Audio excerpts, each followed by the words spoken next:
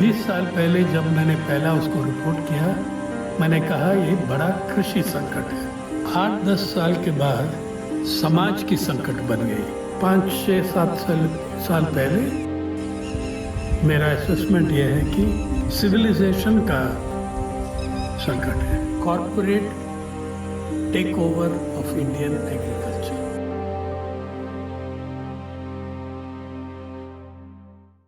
साथियों नमस्कार, न्यूज पोर्टली में आपका स्वागत है। और हमारे साथ हैं देश के दिग्गज कृषि पत्रकार, लेखक, जिन्होंने भारत को अपने कदमों से नाप रखा है, खेती को ऐसे नजर देखा जो आज के 30-40 साल पहले उन्होंने वो तस्वीर दिखाई भारत की कि किस तरह खेती किस हाल में जा रहा है। तो सर साथ में है तो ज़्यादा बातें उन्हीं से।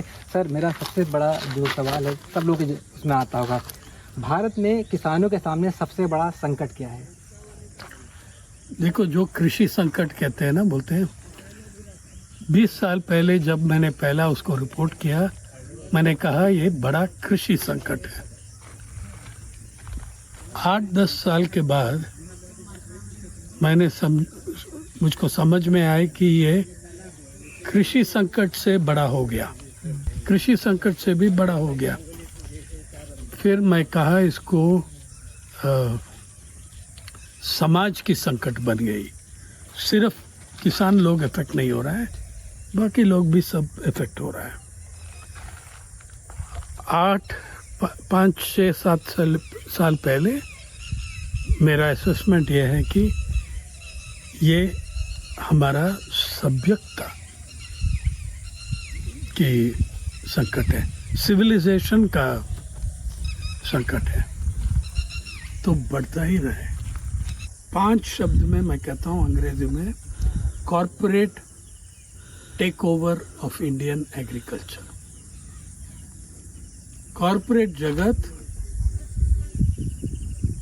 हमारी हिंदुस्तान का पूरा कृषि खेती बाड़ी उसको हाईजैक कर दिया। ये सेंट्रल प्रॉब्लम है। देखो, अभी एक जगह में किसान लोग मुझसे पूछा, आप हमको किसान क्यों बोलते हो? हमारे हाथ में क्या है? बीज कौन बनाते हैं? प्राइवेट वाले। बीज को कौन बेचते हैं? प्राइवेट वाले। पानी का डिस्ट्रीब्यूशन भी अभी आप प्राइवेटाइज कर रहे हैं बहुत जगह में। पानी हमारा हाथ में नहीं है, बीज हमारा हाथ में नहीं है, यूरिया हमारा हाथ में नहीं है, डीएपी हमारा हाथ में नहीं है। जो भी फर्टिलाइज़र है वो बड़ा कॉर्पोरेट पावर वो बनाते हैं। किसान के हाथ में सिर्फ कर्जा है, लोन्स है, डेट है। अभी बोलो किसान है। एक आइटम किसान के हाथ से कॉर्पोरेट जगत के हाथ में गई। और 2020 में जो सरकार अभी है वो 3 कृषि कानून लाया। वो उसमें आप कह सकते हैं कि उसका formal transfer of agriculture from किसान टू कॉर्पोरेट, आधिकारिक लिखा पत्र था वो। लेकिन किसान आंदोलन ने ऐसा एक संघर्ष लगाया कि उसको वापस लेना ही पड़ता। सबसे बड़ा थ्रेट, सबसे बड़ा प्रॉब्लम है कॉर्पोरेट कंट्रोल। जब वो आंदोलन चल रहा था, जो मीडिया लोग चुपचाप बैठे थे, लेकिन किसान वर्ग को समझ में आया कौन विरोध है, कौन हमारा एनिमी है। आप भी गया होगा सिंगू टीकरी, हर दूसरा नारे में अंबानी और अडानी का नाम लिया, लेकिन आप टेलीविज़न चैनल पे वो नहीं देखा, बड़ा न्यूज़पेपर में वो नहीं देखा। इसलिए कि हिंदुस्तान में सबसे बड़ा मीडिया मालिक है अंबानी, और अभी अडानी भी ज्वाइन कर रहे हैं। एनडीटीवी खरीद लिया, क्विंट, ब्लूमबर्ग क्विंट, वो सब लिया। एक भी अखबार, एक भी एडिटोरियल, एक भी एंकर ये नहीं बताया उनका रीडर्स और व्यूअर्स को कि उस समय का हिसाब दे रहा हूँ। अंबानी जी का पर्सनल वेल्थ, खुद उनका धन दौलत पंजाब का जीडीपी से अधिक है आज भी, और अडानी जी का पर्सनल धन दौलत हरियाणा का जीडीपी से अधिक है। ये इंफॉर्मेशन देना चाहिए ना रीडर्स को, व्यूअर्स को। लेकिन जीडीपी मैं कर रहा हूँ, लेकिन स्टेट्स में जीएसडीपी कहते हैं, ग्रॉस सोशल डोमेस्टिक प्रोडक्ट। तो पूरा, लेकिन ये पहली बार हुई ये पिछले 2 साल में जहां किसान वर्ग आमने सामने कॉरपोरेट जगत को कॉन्फ्रंट किया। पिछले 30 साल में नहीं हुआ। और आप बाकी सब लोग क्या कॉन्फ्रंट करेंगे? वो हमको एक सबक सिखाया, रेजिस्टेंस का मतलब सिखाया, प्रतिरोध। उसका meaning of resistance they thought us. तो उन किसान के मन में क्लियर है बिगेस्ट प्रॉब्लम कि हमारी लड़ाई किससे है, और किसके खिलाफ। तो ये बिगेस्ट प्रॉब्लम है, corporate takeover of Indian agriculture. अभी वो कानून वापस लिए, लेकिन वही कानून का प्रोविजन पीछे वाला दरवाजा से ले रहे। सर, मैं जब कृषि कानूनों की बात चली है तो बहुत सारे लोग जब क्या कहते हैं, गेहूं छोड़ के बाकी सारी फसलें जो है, गेहूं मक्का छोड़ के पिछले 1.5-2 सालों में सारी फसलें जो हैं औसत से इतना नीचे चली गई, किसानों को उनको फेंकना पड़ा। चाहते तो सर लोगों ने ट्विटर पे कहा, जो एक वर्ग है सभ्रांत जो कहता है हम टैक्स पे ही हैं, वो कहने लगा कि तुम मीडिया वाले, तुमने इसको विरोध किया था और या तुमने जो है किसी कानून को वापस करवाया उन लोगों से साथ मिल करके। अगर कृषि कानून होते तो ये समस्या ना होती। ये लगातार मैं मतलब एज ए जर्नलिस्ट मैं फेस कर रहा हूँ कि मुझसे कहा जाता है कि उसको वापस कराने में तुम लोग भी विरोध कर रहे थे। अगर वो कृषि कानून होते तो आज ये संकट नहीं होता, ये जो कमोडिटी जीन्स जो सड़कों पे फेंकी जा रही ये ना होता। किसने कहा आपको? ये ट्विटर पे जो एक वो है, एक वर्ग है जो सर ट्विटर पे इसको इस्तेमाल करता है। वो तो ट्विटर का बटर है यार, और क्या है। वो ट्विटर के वर्ग में ही रहता है आइडियाज। ये इम्पोर्टेंट नहीं है। इम्पोर्टेंट क्या है, वो तो प्रोपेगेंडा चलेगा, हर तरफ चलेगा, ट्विटर, फेसबुक, अखबार, टीवी चैनल पे। इम्पोर्टेंट ये है कि किसान वर्ग की समझ में आ गया और वो लड़ाई नहीं छोड़ रहा है। ये भी नहीं बताया मीडिया आपको कि ये संघर्ष जो हुआ, ये आंदोलन जो हुआ, पिछले 30 साल में दुनिया में सबसे बड़ा आंदोलन था। फॉर न्याय के लिए, जस्टिस के लिए ये सबसे बड़ा आंदोलन था। इससे पहले एक 10 साल 9 साल यूएसए में wall street, occupy wall street, याद है? कुछ सुना था उसके बारे में। हाँ, हजारों लोग ऑक्यूपाई वॉल स्ट्रीट में एक पार्क है, जुकोटी पार्क, उसको ऑक्यूपाई किया और पूरा दुनिया में ऐसा एक इम्पैक्ट हुआ। बहुत लोग ऑक्यूपेशन ऐसा कर दिया उनकी टाउन में, उनकी शहर में। लेकिन इंडियन मीडिया में जितना coverage wall street, occupy wall street को मिला, किसान आंदोलन को नहीं मिला। उनका अच्छा डिमांड्स हैं सब। We represent the 1%, we represent the 99%। और वेल्थ का शेयर होना चाहिए। 9 हफ्ते के अंदर उनका पूरा आंदोलन पिटाई करके उसको भगा दिया 9 हफ्ते में। Police, New York police. हमारा किसान आंदोलन 53 हफ्ते चला, 53 वीक्स, 1 साल से ज्यादा। और जो आंदोलन कोविड-19 कोरोना वायरस पैंडेमिक का सबसे बुरा टाइम में ऑर्गेनाइज किया। इस आंदोलन में कम से कम 720 किसान मर गए। मैंने उनके ऊपर स्टोरी करने वाला हूँ, घर घर जाके। तो ये इतना फैंटास्टिक फाइट रहा, लेकिन मीडिया वाले क्या किया? मैं समझता हूँ कि मीडिया और पत्रकार अलग चीज़ है। जो पत्रकार सिंपैथेटिक रहा, उनका पब्लिशिंग का प्लेटफॉर्म नहीं था, उनका अखबार नहीं लेंगे, तो ये प्रॉब्लम्स है। मीडिया कौन ओन करते हैं?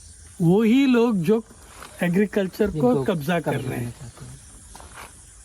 हाँ, अंबानी अडानी उस तरफ, अंबानी अडानी उस तरफ, और 3-4 है, बिरला शिरला। हाँ, सबको भी आना, हर बड़ी कंपनी का जो वो है वो कहीं एक रूरल में देख रहा है अपने लिए पोटेंशियल, वहाँ पे किसान रहते हैं। तो क्या कुछ सर होप है? होप है बहुत। कैसे है वो? क्या है होप? कहाँ से आते? होप आया है किसान आंदोलन से। वो पूरा स्टेट, पुलिस, जुडिशियरी, कॉरपोरेट जगत सबके खिलाफ खड़ा होके उनको फोर्स किया वो कानून वापस लेने के लिए। इसलिए मैं कह रहा हूँ कि उससे होप नहीं मिलेगा तो क्या चाहिए आपको? कहाँ से मिलेगा आपको होप? हाँ, जो आम किसान, आम खेत मजदूर, they could defeat the Indian state. तो बाकी हम लोग सब क्या कर रहे हैं? एक और होप मैं बता रहा हूँ आपको। देखो, ये प्रोटेस्ट, किसान प्रोटेस्ट सिर्फ 2020 में नहीं हुआ, 2018 में शुरू हुआ महाराष्ट्र में, जब 40,000 किसान, सबसे गरीब किसान, आदिवासी किसान, FRA डिमांड लेके, MSP डिमांड लेके नासिक से मुंबई तक मार्च किया। 182 किलोमीटर, 38-39 डिग्री हीट में। वो इतना गरीब है, वो मार्च में 80% के पास चप्पल भी नहीं है। लेकिन मैंने ये भी देखा, जब वो मुंबई में आया, हमने कुछ डिस्टेंस उनके साथ चला। वो जितने लोग आए थे आज़ाद मैदान में, सब क्लास का लोग आ गया। इसलिए कि पिछले रात किसान मार्च, वो उनका ओरिजिनल प्लान था रात में जोश होके ये इसमें आज़ाद मैदान में पहुंच जाएंगे। लास्ट मिनट में वो प्रोग्राम बदल दिया। क्यों? और साइलेंट मार्च किया। एक्चुअल प्लान था सुबह 6 बजे निकलेंगे, लास्ट 15 किलोमीटर सुबह 6 बजे निकलेंगे, आज़ाद मैदान को 10 बजे तक पहुंच जाएंगे। लेकिन इंस्टेड ऑफ दैट रात 11 बजे शुरू करके साइलेंटली मार्च किया, एक नारा नहीं उठाया। क्यों? मुंबई के बच्चे, 2 लाख बच्चे बोर्ड एग्जाम्स में बैठ रहा था कल, और ये कहा कि बच्चे को हम डिस्टर्ब नहीं करेंगे। और इतना ग्रैटिट्यूड था बच्चे का, पेरेंट्स, वो सब आ गया आज़ाद मैदान में। हाँ, एक आया 3,000 या 4,000 वाटर सैशे के साथ। एक बिजनेसमैन, क्रॉफर्ड मार्केट, जहाँ ज़्यादातर मुसलमान किराने वाले हैं, शूज़ का, एक बिजनेसमैन क्रॉफर्ड मार्केट से आए और 1,000 पैर चप्पल्स बांटा। मैंने वो नाम भी नहीं दिया आपको। इधर इसमें तब ये चैरिटी नहीं है सर, मैंने उनको देखा था, पैर पे फीट वेर ब्लीडिंग, खून आ रहा है, और मैंने टीवी पे यूट्यूब में देखा था वो। मैंने वो देख के मैंने रोने लगा, और इसलिए मैंने आया हूँ 1000 पेयर्स ऑफ चप्पल्स अलग अलग साइजेस में, और उसी 10 मिनट में डिस्ट्रीब्यूट हो गया वहाँ। तो उस दिन मैंने देखा किसान के लिए लॉयर्स भी आ गया। नौजवान वकील हाई कोर्ट से आके या कॉलेज फाइनल ईयर से आके हमसे बताया, सर आप बताओ, हम हाई कोर्ट में PIL डाल देंगे अभी इसी मिनट, आप इशू तो थोड़ा एक्सप्लेन करेंगे और हम अभी हाई कोर्ट में PIL डाल देंगे। फिर bank union, employees union, officers union, वो सब आके लंच ऑर्गेनाइज किया। JJ हॉस्पिटल से